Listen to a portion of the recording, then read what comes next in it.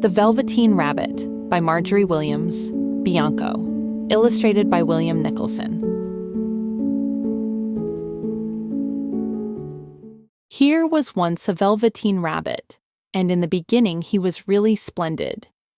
He was fat and bunchy, as a rabbit should be. His coat was spotted brown and white, he had real thread whiskers, and his ears were lined with pink sateen. On Christmas morning, when he sat wedged in the top of the boy's stocking, with a sprig of holly between his paws, the effect was charming.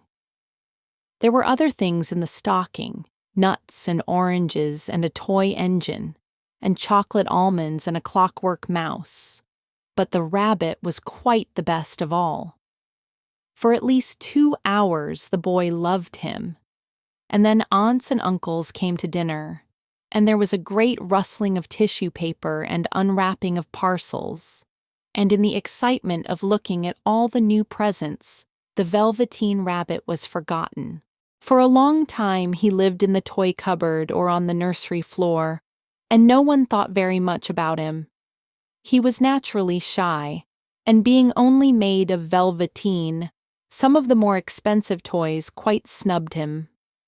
The mechanical toys were very superior and looked down upon everyone else. They were full of modern ideas and pretended they were real. The model boat, who had lived through 2 seasons and lost most of his paint, caught the tone from them and never missed an opportunity of referring to his rigging in technical terms. The rabbit could not claim to be a model of anything, for he didn't know that real rabbits existed. He thought they were all stuffed with sawdust like himself, and he understood that sawdust was quite out of date and should never be mentioned in modern circles. Even Timothy, the jointed wooden lion, who was made by the disabled soldiers and should have had broader views, put on airs and pretended he was connected with government. Between them all, the poor little rabbit was made to feel himself very insignificant and commonplace, and the only person who was kind to him at all was the skin horse. The skin horse had lived longer in the nursery than any of the others. He was so old that his brown coat was bald in patches and showed the seams underneath, and most of the hairs in his tail had been pulled out to string bead necklaces.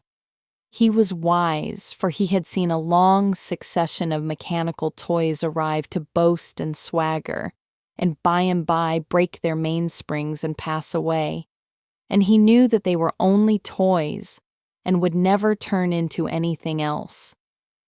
For nursery magic is very strange and wonderful, and only those playthings that are old and wise and experienced like the skin horse understand all about it. "What is real?" asked the rabbit one day, when they were lying side by side near the nursery fender before Nana came to tidy the room. "Does it mean having things that buzz inside you and a stick-out handle?" "Real isn't how you are made," said the skin horse. "It's a thing that happens to you. When a child loves you for a long, long time, not just to play with, but really loves you, then you become real." "Does it hurt?" asked the rabbit. "Sometimes," said the skin horse, for he was always truthful. "When you are real, you don't mind being hurt." "Does it happen all at once, like being wound up?" he asked, "or bit by bit?" "It doesn't happen all at once," said the skin horse. "You become. It takes a long time. That's why it doesn't happen often to people who break easily, or have sharp edges, or who have to be carefully kept. Generally, by the time you are real, most of your hair has been loved off, and your eyes drop out, and you get loose in the joints and very shabby. But these things don't matter at all, because once you are real, you can't be ugly, except to people who don't understand." "I suppose you are real," said the rabbit, and then he wished he had not said it, for he thought the skin horse might be sensitive, but the skin horse only smiled. "The boy's uncle made me real," he said.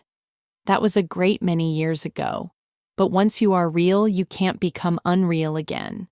It lasts for always." The rabbit sighed. He thought it would be a long time before this magic called real happened to him. He longed to become real, to know what it felt like, and yet the idea of growing shabby and losing his eyes and whiskers was rather sad. He wished that he could become it without these uncomfortable things happening to him. There was a person called Nana who ruled the nursery. Sometimes she took no notice of the playthings lying about, and sometimes, for no reason whatever, she went swooping about like a great wind and hustled them away in cupboards. She called this tidying up, and the playthings all hated it, especially the tin ones. The rabbit didn't mind it so much, for wherever he was thrown, he came down soft. One evening, when the boy was going to bed, he couldn't find the china dog that always slept with him. Nana was in a hurry, and it was too much trouble to hunt for china dogs at bedtime. So she simply looked about her, and seeing that the toy cupboard door stood open, she made a swoop. "Here," she said, "take your old bunny. He'll do to sleep with you." And she dragged the rabbit out by one ear and put him into the boy's arms. That night, and for many nights after, the Velveteen Rabbit slept in the boy's bed. At first he found it rather uncomfortable, for the boy hugged him very tight, and sometimes he rolled over on him, and sometimes he pushed him so far under the pillow that the rabbit could scarcely breathe. And he missed, too, those long moonlight hours in the nursery, when all the house was silent, and his talks with the skin horse. But very soon he grew to like it, for the boy used to talk to him, and made nice tunnels for him under the bedclothes that he said were like the burrows the real rabbits lived in. And they had splendid games together, in whispers, when Nana had gone away to her supper and left the nightlight burning on the mantelpiece. And when the boy dropped off to sleep, the rabbit would snuggle down close under his little warm chin and dream, with the boy's hands clasped close round him all night long. And so time went on, and the little rabbit was very happy. So happy that he never noticed how his beautiful velveteen fur was getting shabbier and shabbier, and his tail becoming unsewn, and all the pink rubbed off his nose where the boy had kissed him. Spring came, and they had long days in the garden, for wherever the boy went, the rabbit went too. He had rides in the wheelbarrow and picnics on the grass, and lovely fairy huts built for him under the raspberry canes behind the flower border. And once, when the boy was called away suddenly to go out to tea, the rabbit was left out on the lawn until long after dusk, and Nana had to come and look for him with the candle, because the boy couldn't go to sleep unless he was there. He was wet through with the dew and quite earthy from diving into the burrows the boy had made for him in the flower bed, and Nana grumbled as she rubbed him off with a corner of her apron. "You must have your old bunny," she said. "Fancy all that fuss for a toy." The boy sat up in bed and stretched out his hands. "Give me my bunny," he said. "You mustn't say that. He isn't a toy. He's real."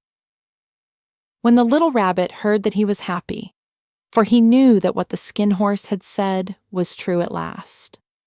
The nursery magic had happened to him, and he was a toy no longer. He was real. The boy himself had said it. That night he was almost too happy to sleep, and so much love stirred in his little sawdust heart that it almost burst. And into his boot-button eyes, that had long ago lost their polish, there came a look of wisdom and beauty, so that even Nana noticed it next morning when she picked him up and said, "I declare if that old bunny hasn't got quite a knowing expression." That was a wonderful summer. Near the house where they lived, there was a wood, and in the long June evenings, the boy liked to go there after tea to play. He took the Velveteen Rabbit with him, and before he wandered off to pick flowers or play at brigands among the trees, he always made the rabbit a little nest somewhere among the bracken, where he would be quite cozy, for he was a kind-hearted little boy, and he liked Bunny to be comfortable. One evening, while the rabbit was lying there alone, watching the ants that ran to and fro between his velvet paws in the grass, he saw two strange beings creep out of the tall bracken near him. They were rabbits like himself, but quite furry and brand new. They must have been very well made, for their seams didn't show at all, and they changed shape in a queer way when they moved. One minute they were long and thin, and the next minute fat and bunchy, instead of always staying the same like he did. Their feet padded softly on the ground, and they crept quite close to him, twitching their noses, while the rabbit stared hard to see which side the clockwork stuck out. For he knew that people who jump generally have something to wind them up, but he couldn't see it. They were evidently a new kind of rabbit altogether. They stared at him, and the little rabbit stared back, and all the time their noses twitched.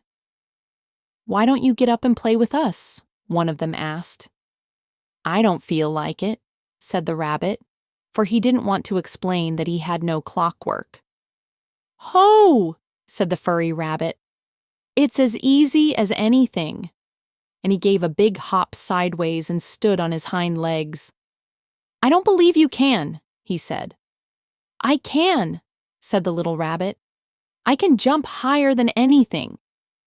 He meant when the boy threw him, but of course he didn't want to say so. "Can you hop on your hind legs?" asked the furry rabbit. That was a dreadful question, for the Velveteen Rabbit had no hind legs at all. The back of him was made all in one piece, like a pincushion. He sat still in the bracken and hoped that the other rabbits wouldn't notice. "I don't want to," he said again. But the wild rabbits have very sharp eyes, and this one stretched out his neck and looked. "He hasn't got any hind legs," he called out. "Fancy a rabbit without any hind legs." And he began to laugh. "I have," cried the little rabbit. "I have got hind legs. I am sitting on them." "Then stretch them out and show me like this," said the wild rabbit. And he began to whirl round and dance till the little rabbit got quite dizzy. "I don't like dancing," he said. "I'd rather sit still." But all the while he was longing to dance, for a funny new tickly feeling ran through him, and he felt he would give anything in the world to be able to jump about like these rabbits did. The strange rabbit stopped dancing and came quite close. He came so close this time that his long whiskers brushed the Velveteen Rabbit's ear, and then he wrinkled his nose suddenly and flattened his ears and jumped backwards. "He doesn't smell right," he exclaimed. "He isn't a rabbit at all. He isn't real." "I am real," said the little rabbit. "I am real. The boy said so," and he nearly began to cry. Just then there was a sound of footsteps, and the boy ran past near them, and with a stamp of feet and a flash of white tails, the two strange rabbits disappeared. "Come back and play with me," called the little rabbit. "Oh, do come back. I know I am real." But there was no answer. Only the little ants ran to and fro, and the bracken swayed gently where the two strangers had passed. The Velveteen Rabbit was all alone. "Oh dear," he thought. "Why did they run away like that? Why couldn't they stop and talk to me?" For a long time he lay very still, watching the bracken and hoping that they would come back. But they never returned, and presently the sun sank lower and the little white moths fluttered out, and the boy came and carried him home. Weeks passed, and the little rabbit grew very old and shabby, but the boy loved him just as much. He loved him so hard that he loved all his whiskers off, and the pink lining to his ears turned gray, and his brown spots faded. He even began to lose his shape, and he scarcely looked like a rabbit anymore, except to the boy. To him, he was always beautiful, and that was all that the little rabbit cared about. He didn't mind how he looked to other people, because the nursery magic had made him real. And when you are real, shabbiness doesn't matter. And then, one day, the boy was ill. His face grew very flushed, and he talked in his sleep, and his little body was so hot that it burned the rabbit when he held him close. Strange people came and went in the nursery, and a light burned all night, and through it all the little Velveteen Rabbit lay there, hidden from sight under the bedclothes. And he never stirred, for he was afraid that if they found him someone might take him away, and he knew that the boy needed him. It was a long, weary time, for the boy was too ill to play, and the little rabbit found it rather dull with nothing to do all day long. But he snuggled down patiently, and looked forward to the time when the boy should be well again, and they would go out in the garden amongst the flowers and the butterflies, and play splendid games in the raspberry thicket like they used to. All sorts of delightful things he planned, and while the boy lay half asleep, he crept up close to the pillow and whispered them in his ear. And presently the fever turned, and the boy got better. He was able to sit up in bed and look at picture books, while the little rabbit cuddled close at his side. And one day, they let him get up and dress. It was a bright, sunny morning, and the windows stood wide open. They had carried the boy out onto the balcony, wrapped in a shawl, and the little rabbit lay tangled up among the bedclothes, thinking. The boy was going to the seaside tomorrow. Everything was arranged, and now it only remained to carry out the doctor's orders. They talked about it all, while the little rabbit lay under the bedclothes, with just his head peeping out, and listened. The room was to be disinfected, and all the books and toys that the boy had played with in bed must be burnt. "Hurrah," thought the little rabbit. "Tomorrow we shall go to the seaside." For the boy had often talked of the seaside, and he wanted very much to see the big waves coming in, and the tiny crabs and the sand castles. Just then Nana caught sight of him. "How about his old bunny?" she asked. "That?" said the doctor. "Why, it's a mass of scarlet fever germs. Burn it at once." "What?" "Nonsense. Get him a new one. He mustn't have that any more." And so the little rabbit was put into a sack with the old picture books and a lot of rubbish, and carried out to the end of the garden behind the fowl house. That was a fine place to make a bonfire. Only the gardener was too busy just then to attend to it. He had the potatoes to dig and the green peas to gather, but next morning he promised to come quite early and burn the whole lot. That night the boy slept in a different bedroom, and he had a new bunny to sleep with him. It was a splendid bunny, all white plush with real glass eyes, but the boy was too excited to care very much about it. For tomorrow he was going to the seaside, and that in itself was such a wonderful thing that he could think of nothing else. And while the boy was asleep, dreaming of the seaside, the little rabbit lay among the old picture books in the corner behind the fowl house, and he felt very lonely. The sack had been left untied, and so by wriggling a bit, he was able to get his head through the opening and look out. He was shivering a little, for he had always been used to sleeping in a proper bed, and by this time his coat had worn so thin and threadbare from hugging that it was no longer any protection to him. Nearby, he could see the thicket of raspberry canes, growing tall and close like a tropical jungle, in whose shadow he had played with the boy on bygone mornings. He thought of those long sunlit hours in the garden, how happy they were, and a great sadness came over him. He seemed to see them all pass before him, each more beautiful than the other, the fairy huts in the flower bed, the quiet evenings in the wood when he lay in the bracken, and the little ants ran over his paws. The wonderful day when he first knew that he was real. He thought of the skin horse, so wise and gentle, and all that he had told him.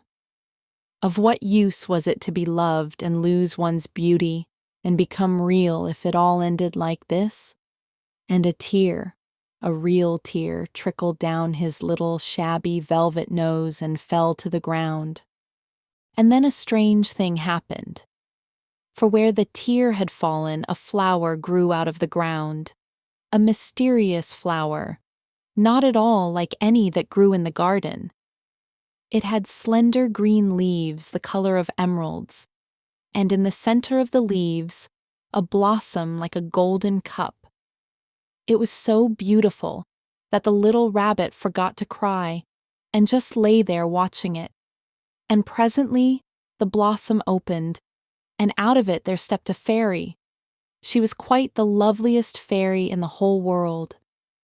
Her dress was of pearl and dewdrops, and there were flowers round her neck and in her hair, and her face was like the most perfect flower of all. And she came close to the little rabbit, and gathered him up in her arms and kissed him on his velveteen nose that was all damp from crying. "Little rabbit," she said, "don't you know who I am?" The rabbit looked up at her, and it seemed to him that he had seen her face before, but he couldn't think where. "I am the nursery magic fairy," she said. "I take care of all the playthings that the children have loved. When they are old and worn out and the children don't need them anymore, then I come and take them away with me and turn them into real." "Wasn't I real before?" asked the little rabbit. "You were real to the boy," the fairy said, "because he loved you. Now you shall be real to everyone." And she held the little rabbit close in her arms and flew with him into the wood. It was light now, for the moon had risen. All the forest was beautiful, and the fronds of the bracken shone like frosted silver. In the open glade between the tree trunks, the wild rabbits danced with their shadows on the velvet grass. But when they saw the fairy, they all stopped dancing and stood round in a ring to stare at her. "I've brought you a new playfellow," the fairy said. "You must be very kind to him and teach him all he needs to know in Rabbitland, for he is going to live with you forever and ever." And she kissed the little rabbit again and put him down on the grass. "Run and play, little rabbit," she said. But the little rabbit sat quite still for a moment and never moved. For when he saw all the wild rabbits dancing around him, he suddenly remembered about his hind legs, and he didn't want them to see that he was made all in one piece. He did not know that when the fairy kissed him that last time she had changed him altogether. And he might have sat there a long time, too shy to move, if just then something hadn't tickled his nose. And before he thought what he was doing, he lifted his hind toe to scratch it, and he found that he actually had hind legs. Instead of dingy velveteen, he had brown fur, soft and shiny. His ears twitched by themselves, and his whiskers were so long that they brushed the grass. He gave one leap and the joy of using those hind legs was so great that he went springing about the turf on them, jumping sideways and whirling round as the others did. And he grew so excited that when at last he did stop to look for the fairy, she had gone. He was a real rabbit at last, at home with the other rabbits.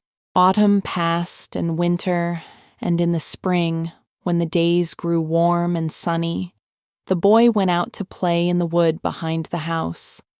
And while he was playing, 2 rabbits crept out from the bracken and peeped at him. One of them was brown all over, but the other had strange markings under his fur, as though long ago he had been spotted, and the spots still showed through. And about his little soft nose and his round black eyes, there was something familiar, so that the boy thought to himself, "Why, he looks just like my old bunny that was lost when I had scarlet fever." But he never knew that it really was his own bunny, come back to look at the child who had first helped him to be real. The end.